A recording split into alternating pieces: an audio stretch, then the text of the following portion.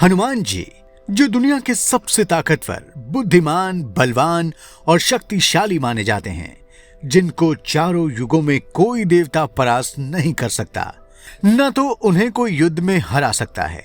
लेकिन क्या आप ये जानते हैं कि हनुमान जी को अलग अलग शक्तियां कैसे प्राप्त हुईं? बचपन से ही हनुमान जी को चमत्कारिक शक्तियां प्राप्त थी। आखिर हनुमान जी को इतनी सारी शक्तियां दी किसने? श्री राम भक्त हनुमान जी की वीरता भरी गाथाएं रामायण में भरी पड़ी हैं। हनुमान जी का बाल्यकाल भी अनोखे कारनामों और शौर्य गाथाओं से भरा पड़ा है। वैसे तो हनुमान जी के बचपन के कई रोचक किस्से हैं, लेकिन आज हम आपको हनुमान जी के बचपन की एक ऐसी नटखट कहानी सुनाने जा रहे हैं जिसको सुनने में आपको बहुत मजा आएगा। इसलिए इस वीडियो को अंत तक जरूर देखना। दोस्तों, वाल्मीकि रामायण के अनुसार एक बार हनुमान जी की माता अंजनी बाल हनुमान को कुटिया में लिटाकर कहीं बाहर चली गई थी। थोड़ी देर बाद जब हनुमान जी नींद से उठे और भूख से तेज तेज रोने लगे तो इतने में हनुमान जी को आकाश में सूर्य भगवान उगते हुए दिखाई दिए, जिनको हनुमान जी ने एक लाल लाल सुंदर मीठा फल समझकर पूरे आसमान में खाने के लिए दौड़ लगा दी। जिसके बाद बस एक ही छलांग में हनुमान जी भगवान सूर्य के पास जा पहुंचे और उन्हें पकड़कर मुंह में रख लिया। सूर्यदेव ने सोचा कि अभी हनुमान जी नादान हैं और इन्हें कई भावी कार्य करने हैं, इसलिए सूर्यदेव ने हनुमान जी को जलाया नहीं। लेकिन जिस दिन हनुमान जी आसमान में सूर्यदेव को खाने पहुंचे, उस दिन सूर्य ग्रहण का दिन था। राहु सूर्य को ग्रहण लगाने के लिए उनके पास पहुंच रहा था कि उसे देखकर हनुमान जी ने सोचा कि ये कोई काला फल है। ऐसे में भूख से परेशान हनुमान जी राहु को भी खाने के लिए झपटे, परंतु राहु किसी तरह भागकर देवराज इंद्र के पास पहुंचा। घबराते हुए राहु ने इंद्रदेव से कहा, हे भगवान, आज आपने कौन सा दूसरा राहु सूर्य को ग्रसने के लिए भेज दिया है? यदि मैं भागा ना होता तो वो मुझे भी खा गया होता।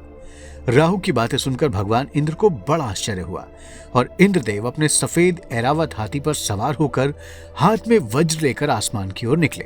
तब उन्होंने देखा कि एक वानर बालक सूर्य को मुंह में दबाए आकाश में खेल रहा है।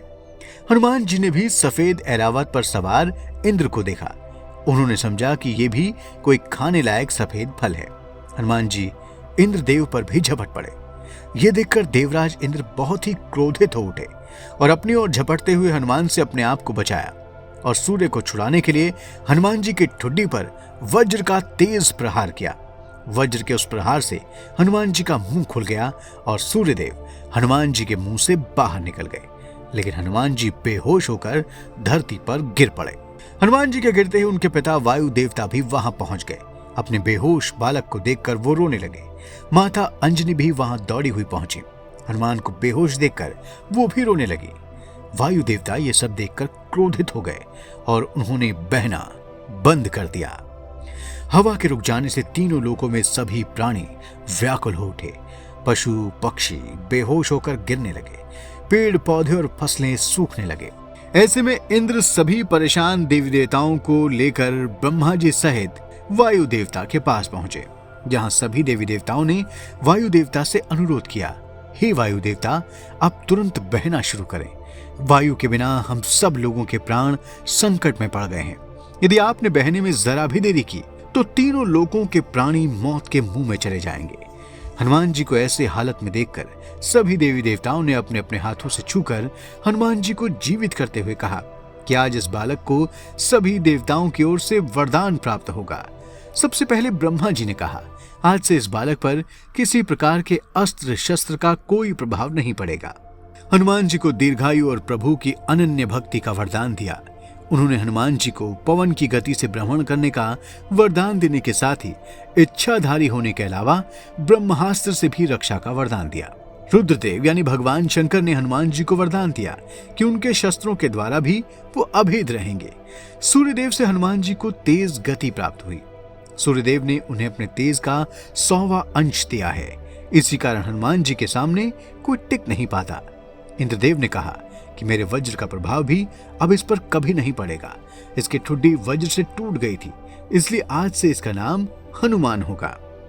धर्मराज यमराज ने हनुमान जी को वरदान दिया कि उन्हें कभी भी यमराज का शिकार नहीं होना पड़ेगा। हनुमान जी हमेशा यमराज के दंड से दूर रहेंगे। कुबेर ने हनुमान जी को युद्ध में सदैव स्थिर रहने का वरदान दिया। उन्होंने कहा कि कभी भी इस बालक को युद्ध में किसी भी प्रकार का कोई विषाद नहीं होगा और इसी कारण इसे युद्ध में जीतना असंभव होगा। उन्होंने युद्ध में हनुमान जी को अपनी गदा से भी अभय प्रदान दिया। जल के देवता वरुण ने हनुमान जी को जल में अभेद रहने का वरदान दिया। उन्होंने हनुमान जी को यह भी वरदान दिया कि 10 लाख वर्षों की आयु तक उन्हें मेरे वरुण पाश से अभय प्राप्त होगा और उनकी मृत्यु नहीं होगी। सभी देवी देवताओं के द्वारा वरदान दिए जाने से प्रसन्न होकर और ब्रह्मा जी और देवताओं की प्रार्थना सुनकर वायुदेव ने फिर से पहले की तरह बहना शुरू कर दिया और तीनों लोगों के प्राणी प्रसन्न हो उठे। इसलिए उस दिन से मारुति का नाम हनुमान पड़ा और आज हम सभी भक्त हनुमान जी के नाम से ही उन्हें पूजते हैं। तो दोस्तों, आज की वीडियो कैसी लगी हमें कमेंट करके जरूर बताएं। साथ ही चैनल को सब्सक्राइब करें। धन्यवाद। जय श्री राम, जय हनुमान।